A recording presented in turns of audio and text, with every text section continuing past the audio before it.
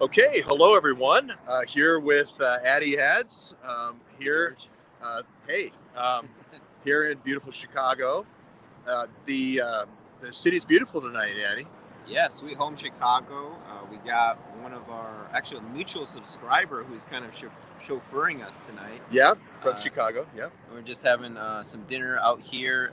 Trump Building behind us, and the Wrigley Building as well. Isn't that right, yep, George? yeah. The Wrigley Building just behind there with the clock on it. There, that's you. Oh, yeah, You it's right above me. yeah. Yeah. You followed Task Force and her reporting and her talking about the D and the D Triple C and also the MIS department, which was a weird MIS department that wasn't in Washington, D.C. by the DNC. It was in here in Chicago where Rahm Emanuel was when, and guess who was working for him? Imran Awan, the guy with the aspiring in Congress. So I say there was a guy named Peter Smith in that same building that somehow magically came up in the campaign with emails from the DNC, and just the task force is the person who found out just one floor, I believe, above the MIS department, the DNC Chicago, I guess would be the way to call it, was where his office was. Oh wow. And So, for people just joining us, Task Force, Jenny Moore, George Webb's former investigative research reporter partner, and then MIS. What is that for newcomers, George? that management information systems, Okay. and they actually called themselves the MIS department. So people would say, well, you need to call the MIS department. Like when they needed a new computer. And so, It sounds pretty standard. yeah, Sounds like standard protocol. yeah, I go get a computer and they're going to send me a computer. I'll call the MIS department. They'll configure me a laptop. They'll configure me a phone. But guess what? It was actually being configured here in Chicago at the MIS department. And if you are a guy named Dmitry Alperovich and you've done backdoors in electronic equipment for 20 years, guess what? You'll know everything everyone in the MIS, in the DNC is thinking, and you'll be able to get rid of the ones that don't like Hillary, and you'll be able, and get rid of the ones that like Bernie, and keep the ones that think like you do, which is what I think they did. So Cook County is one of the most corrupt police forces yeah, in the nation. I would say top 3 for sure. They had actually a CIA black site, actually very close to where we're standing right now, somewhere downtown, that was proven to exist.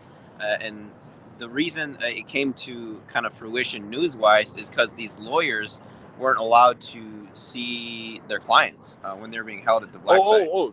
Home and Square, and Yeah, you got it. Home and Square, that's the name of it. Task Force and I went to Home and Square. Oh, As wow. a matter of fact, we had some Bloods roll up on us at Home, and we had taken a lift from like the Lincoln area of Chicago down here, right over the Ohio Bridge on Ohio Street, and the woman had a gunfight go through her house. Oh, wow. And where her son was shot, and the 2 guys in 2 different gangs running through her house and then killed her son. So that was our day at Home and Square. So, oh wow, that's fascinating. I remember reading about it, and I was just like, and this article actually came out a few years ago now. Yeah. But just doing my research on Cook County Police, I came across that. So that's quite interesting. You and Task Force made a visit over there at Home and Square, and you guys, I'm sure, have been here a couple times in this the Windy City, as they call it. Yeah, and we also were we visited with Robin Gritz here. Now that there's new news about Bob Levison, she was the FBI officer tracking Bob Levison, and we were saying, hey, Bob Levison, Osama bin Laden, he's the guy moving all the dark weapons around. Just Osama bin Laden's hand is, the Mujahideen. You think it's Libya, you think it's Syria, you think it's Afghanistan, you think it's Pakistan, you think it's Tajikistan. It's Osama bin Laden's hand moving it all around. And now their breaking story is that, Osama bin Laden was 10 years. He escaped from 9/11 and then went right to Iran for 10 years. And 100 other Al-Qaeda guys hid out in Iran. I think he may have died somewhere in there, but the latest big story right now is that they moved him then in 2010 over to Pakistan, where he was, where the Obama raid and SEAL Team 6 supposedly got him. A lot of people saying, this new guy saying it's a double, and Osama bin Laden had already died of health problems in Iran. I believe he actually went to the University of, or UPMC in Pittsburgh, because I had a person working there who said all these guys got off the plane. It was some kind of Saudi, is all they were taught, all they were told, all machine guns and so forth. They took him in to get a kidney transplant, I believe. And then the same thing happened with the Shah. The Shah of Iran went supposedly to the same place. So anyway, these are things that we've covered here before. And Levinson, quick question: could you give us like a baseball player card, quick on, Sure. on Bob Levinson? Bob Levinson was supposedly a guy who was kidnapped, but he was, during the period of time Osama bin Laden was in Iran. But later it was outed that he was outed as a CIA officer, and he had been working with the same group Andy McCabe was working with in New York with the C-24 crime unit, with all these same these criminals, these Ukrainian criminals up in Brooklyn, and the Russian criminals up in Brooklyn.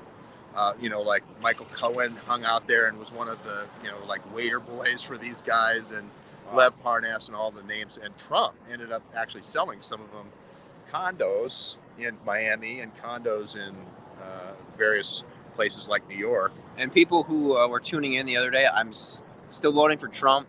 I said I was going to vote for Joe Jorgensen, but I don't know. I don't think I was serious, guys. Yeah, I think you're kidding. ATL Gray, sorry I missed you in Los Angeles, but we'll get him. Felix Sater, another informant. Yes, that's right.